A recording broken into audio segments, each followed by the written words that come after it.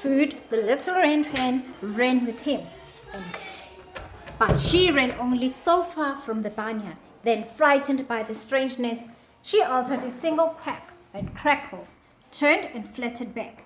The dog stood looking at her, tail waving in decision. But then he trotted after her. He made himself her unquestioning slave. He stayed with the little red hen. It was his life. He was there to protect her and to put a quick end to the eternal fight. It was his duty. He had made it his duty. The little red hen did not know, could not accept, or could not remember that her new place was at the very bottom of the flock. But inexorable flock code, she had been shoved down to the number 100 position, the last and the least of all the flock since she had lost her toes. And since she was at the very bottom, all the others had the right to lord over her, peck and maul and bully her. That the little hen would not and could not accept. When they pecked at her, she fought, and when she fought, she lost. Toeless, and she was harmless, but always she fought again. Only the big rooster was still somewhat impersonal. When she fought with other hens, he separated the two impatiently with slashing blows, or two with the side of his hard bill. But always he seemed to rap the little red hen harder. Always he seemed to knock her down. The big dog ignored the rooster, and when the rooster ignored him, except when the rooster, from some rooster instinct, stepped in to punish the little red hen for fighting, that big dog would not allow. He did not snap or snarl at the rooster. He simply walked him down, and the rooster nearly always remembered to keep his distance. He seemed to sense that the big dog had little patience with him. He seemed to accept the fact that the dog had made himself sort of rooster protector to the little red hen. It was the new life the dog had established for himself. He was the little hen's protector, and he was her slave. He loved it. It gave him a purpose and a duty. He loved it maybe more than he loved the little red hen. If the little red hen did not sense it or accept it in some dim way, the dog seemed to understand that by the code of the flock, he and the little red hen were outcast, and if not quite outcast, since he was too big and powerful, at least they were outsiders. More and more, the dog tried to lead the little red hen away from the flock into the fields beyond the barnyard. More and more, the little red hen, tired of constant pecking and being eternally bullied, tended to follow him away from the flock. But the strangeness and the wideness and the emptiness of the stretching field always scared her back to the barnyard. She would step along beside the dog only up to such a point. The panic and alarm would overtake her, and she would tear back to the busy barnyard, away from the big silence of the big field. The dog would impatiently trot after her.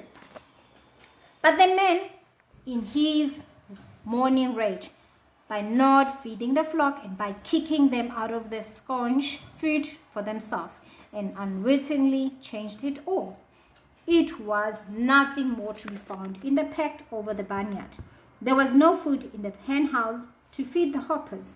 Hungry and restless, the flock began to stray further and further outfield.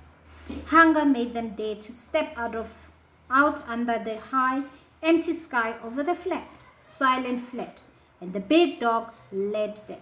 The little hen walked at his side. The flock did not follow very far.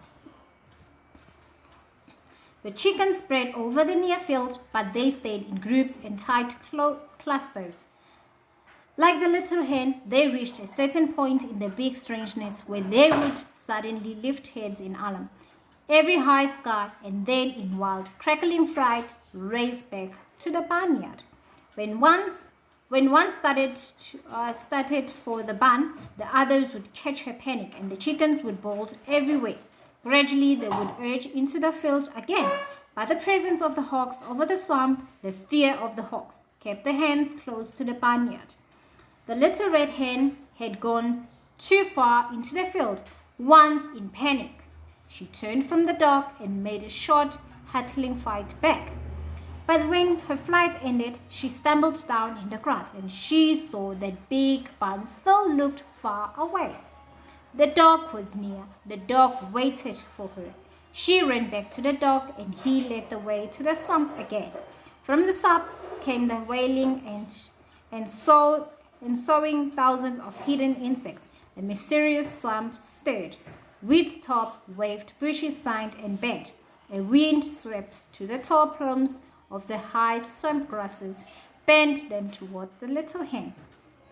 And to the little red hen, it was as if the whole waving reed field followed her towards her water and would engulf her. She stood paralyzed, eyes glazed. Then, when the wind passed, she noticed that the dog had trudged on. And to her, it seemed as if the dog had gone under the waves of the blowing reeds. At the edge of the swamp, and an old willowy and fallen had gone on the growing, it leaves and limber branches, hanging on the inches from the ground. Far behind, the little red hen, faint over the field, came the rooster hawk's warning. From the top of the ram, the rooster was warning of the hawks. At that sound, the lone little hen panicked. She flew towards the willow, plunged into the ground, and scurried under the tipped-down branches of the fallen willow. Under the low, leaning trunk of the willow tree, she found a depression in the ground. She squeezed herself down into the cupped hollow. The leaves of the tipped-down branches curried around her, shut out the side of the swamp. They even seemed to dim in the shrillness of the insect. The little hen felt securely hidden. Panic swept out of her. She began fussing with. She cupped hollow to shape it more to her liking. She tucked a few weeds, stalks, and some dead grass under her body, and now it was a nest, a secret, hidden, dark nest. And now she wanted to lay an egg in the most hidden nest. The little hen became quiet. The time had come to lay an egg. The dog had plunged into the waving shoulder high, plumy grass, because there had been a trail and smell of some smell animal. It smelled food, absorbed in the scent before his nose. He hurried on, but the trail was lost in the wateriness that stood at the roots of the reeds and the grasses. The dog still splashed on. Suddenly, beyond the reeds, he plunged into the deeper swamp, a long twisting sheet of stagnant, still water. Slippery things stirred in the shallowy water at the swamp's edge, screaming, flashed, wriggled. The dog plunged into the swamp into the pursuit of whatever moved there. He bit the water, but always whatever skated and wriggled in the shadows flashed away into deeper water. The hungry dog became shred, splashed more, but more still paused motionless. Everything wriggled against her paw. A tiny crayfish. The dog lunged, snapped.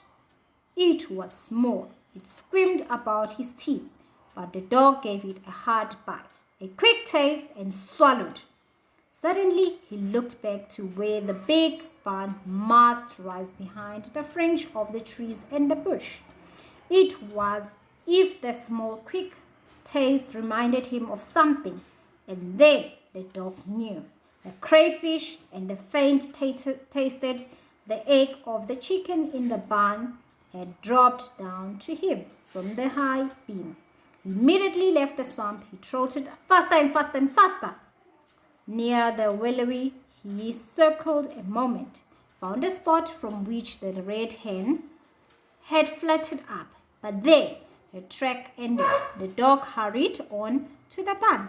The little red hen had heard the dog circling and sniffing, but she stayed silent and secret in the nest under the leaning trunk of the willow. Sure of herself in the great importance of laying an egg, she let the dog wrestle away across the field. In the barnyard, the dog ran straight from the open doorway of the basement of the barn.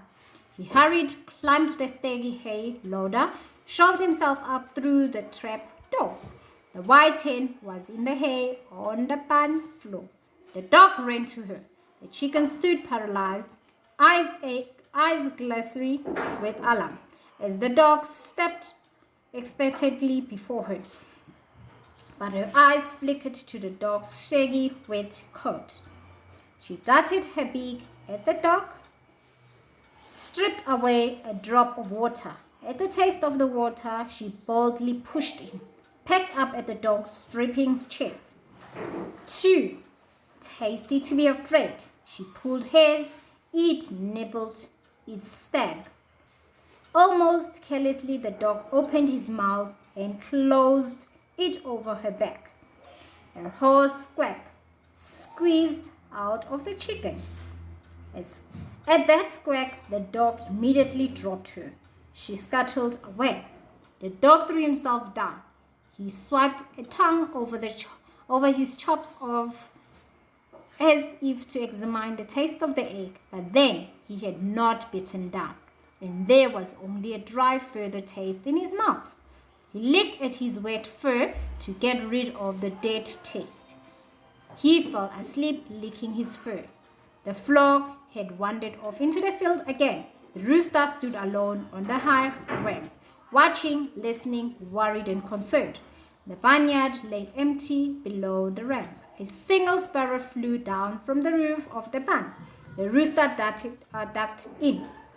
ducked, but then he used his sparrow's flight as an excuse to warn his flock of hawks. Once again, he wailed out of his alarm warnings. Hawks overhead. From everyone in the near field, hens rose, thrashed into the clumsy fight towards the barnyard. The rooster stood high and silent and important on the ramp, looking down on his scared flock. But having been warned of non-existent hawks once too often, the flock began to doubt the rooster. They had made too many useless flights back to the barnyard. Their crooked eyes to the empty sky saw nothing threatening. The seeds and the insects in the flight beckoned. There was food in the field. The flock scattered again.